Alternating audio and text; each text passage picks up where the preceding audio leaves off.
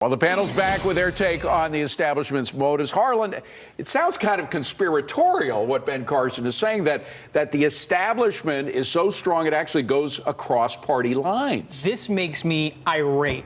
For the sake of our democracy, you need two good, viable candidates for president. And the but let's just start. Is what he's saying true? It is true. And the Republican establishment is actively working to undermine their front runner. It's almost unprecedented. I can't think of another example like it. And it's not just a question of party. It's a question of our democracy. It's really scary. Tony, is the establishment that strong? Does it really cross over party lines? Oh, sir, absolutely on that point. I think Dr. Ben Carson, though, used another term I like better than establishment, because establishment seems to have caught everybody who doesn't support Trump or Cruz. I think there are traditional conservatives who don't support Donald Trump. They're not necessarily part of the establishment. I think ruling class is really the more appropriate term. And there's an absolute ruling class By the way, if that crosses both sides of the aisle. If that's true, then this meeting is just for show.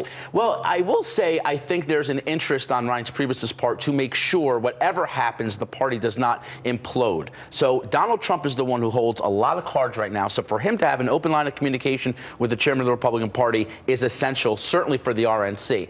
That being said, I do think there is a ruling class in Washington who, if Trump becomes the nominee from either side, would much rather an archaic vestige of the establishment, of what we've known for the last 30 years to be the ruling class in Washington, Hillary Clinton, to be in power, because at least their interests are preserved. Well, talk about vestiges of the ruling class. A lot of people say super delegates is the vestige in the Democratic side. Yeah. And we were just talking about the possibility of Bernie winning New York, but the super delegates could still kill him. It's ridiculous. It's yet another example. It's a safeguard against the will of the people. It was put in, as a stopgap measure in case there's a candidate like Bernie Sanders on the Democratic side that couldn't even remotely challenge a front-running candidate that the Democratic Party supports. So what can Bernie supporters do about that? Well, I think that they need to write to their members of Congress. I think they need to be politically active. I think they need to show up at these Sanders rallies. And I think that they need to show that there's a groundswell of support, that this just isn't a campaign. This is a movement in the Democratic Party. You got 5 seconds. This is a real problem for Democrats. At least the Republican Party is going through this exercise now. If they continue to shut out Bernie Sanders through these super delegates and not give him his place in that convention,